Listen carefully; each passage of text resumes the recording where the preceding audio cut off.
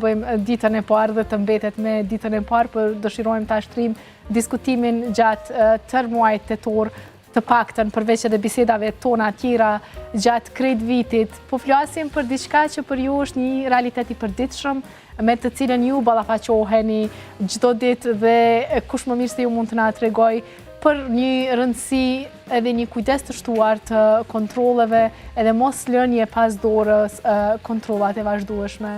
E vërtet që muaji tetor tashmë është bërë traditë prej shumë vitesh dhe manifestohet kudo, jo vetëm në vendin tonë, por besoj që e gjithë globi sikur vishet roz gjatë tetorit për pikërisht sepse vë në pa rëndësinë e kësaj sëmundje për nga shpeshtësia dhe për nga vdekshmëria, duke qenë se është numri 1 shkaktar i vdekjeve nga te gratë nga kanceri i gjirit. Pra e te kalon madje edhe në mbar botën edhe kancerin e mushkrive për të dy gjinit për nga vdekshmëria dhe rrjedhimisht prandaj gjithmonë apelohet fort edhe për të rritur vetëdijsimin ndaj kësaj sëmundje e cila shumë lehtë mund të kapet herët. Pra nuk mund të themi që ka një shkaktar dhe parandalojmë kështu e eliminuam sikur me një buton, por kjo ka specifik ndryshe për kanceri i gjirit, i cili është një sëmundje multifaktoriale dhe prandaj ne çelësin e suksesit gjithmonë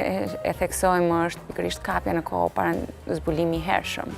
Çfarë ndryshon në faza të ndryshme tek një grua që e bën të vështirë pastaj mbijetesën, themi, pas një sfide të tillë?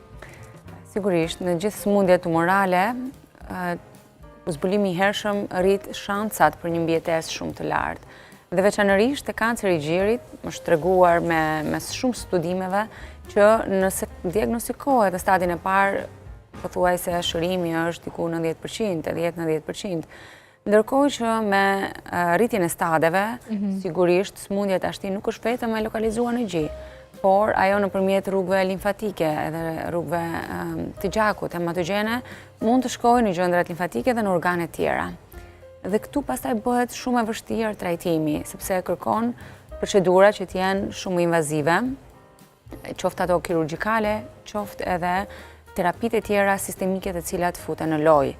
Dhe rrjedhimisht perceptimi dhe përjetimi i gjithë efekteve anësore të terapive është shumë i rëndë për gruan. Dhe ndërkohë që me një stad të hershëm ti mund të arrish t'ia dalësh vetëm me një kirurgji shumë konservative, pa deformime anatomike të mëdha, në stadet avancuare sigurisht që thash rriten modalitetet e trajtimeve dhe në stadin metastatik patjetër që sëmundja kthehet në një sëmundje kronike dhe kërkon vazhdimisht që ti të jesh në hallkat e terapisë. Prandaj dhe gjithmonë themi që të zbulojmë sa më herët. Nuk na jep asnjë shenjë të vetme? Jo, shenja jep shenja. Për fat, gjiri është gjithmonë një organ i jashtëm, jashtë trupit tonë edhe mund ta zbulojmë lehtë një gjendër që mund shfaqet në gjë apo në sqetull. Mirë po, në momentin që ne arrim ta kapim me dorë, do të thotë pra për ne është një stad pak më i avancuar. Nuk është ai stadi i hershëm i cili mund të realizohet, të kapet nëpërmjet procedurave diagnostike, ultrazërit, mamografisë apo rezonancës. Dhe kjo është ideja që ne ta kapim pa dhënë shenja, po gjiri jep shenja. Pra, pjesën më të madhe është kjo gjëndra që secila grua e vren. Pjesën më të madhe janë gratë të cilat e kanë vritur vetë dhe kanë shkuar te mjeku pasi ka dalë kjo gjëndër. Shenjat e tjera ka pa diskutim, lëkura mund të deformohet, të bëhet si lëkura e portokallit, mund të futet fithi brenda, mund të kemi rrjedhje hemoragjike, pra me gjak nga gjiri, të kemi vizim të theksuar të enëve të gjakut, të kemi një deformitet, le të themi, ose asimetri të gjinjve, të cilat janë shenjat më të dukshme që jep gjiri.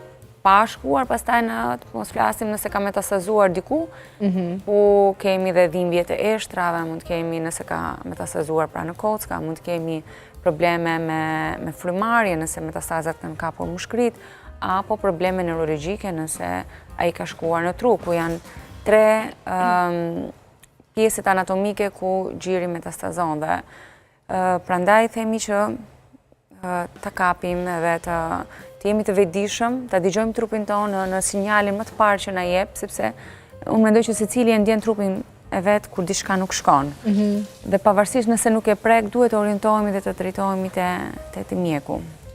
Bruna, ta themi një shpeshtësi të kontrollave dhe pas cilës moshë të bëhet kjo shpeshtësi e kontrollave? Sot, sipas gjithë organizatave dhe guideline-eve, protokolleve europiane, amerikane, është standardizuar, le të themi, ajo protokolli se kur duhet fillojnë bërja e këtyre procedurave. Dhe sigurisht mamografia është ai modaliteti i vetëm i trajtimit që është parë që ka kosto efektivitet, ka lehtësi për të kryer nga gratë dhe që duhet filloj prej moshës 40 vjeçare. Supozohet 40 vjeçare sepse më herët gjiri i femrave është shumë dens, ka shumë in gjendror dhe që në mamografi nuk mund të vërehen ndryshimet. Dhe për këtë arsye në moshën 40 vjeç rekomandohet ultrazëri ose rezonanca magnetike. Dhe për te moshës 40 vjeç, kur indi dhjamor fillon t'ja marrë vendin të indi gjendror, rekomandohet mamografia deri në moshën 70 vjeçare, pra nuk fillon 40 vjeç dhe aty mbaron. Por mamografia duhet jetë paktën për disa vite duhet jetë çdo vit. Dhe nëse 3 vite resht ajo është normale, mund të shkoj çdo 2 vite në bazë të rekomandimeve të mjekut.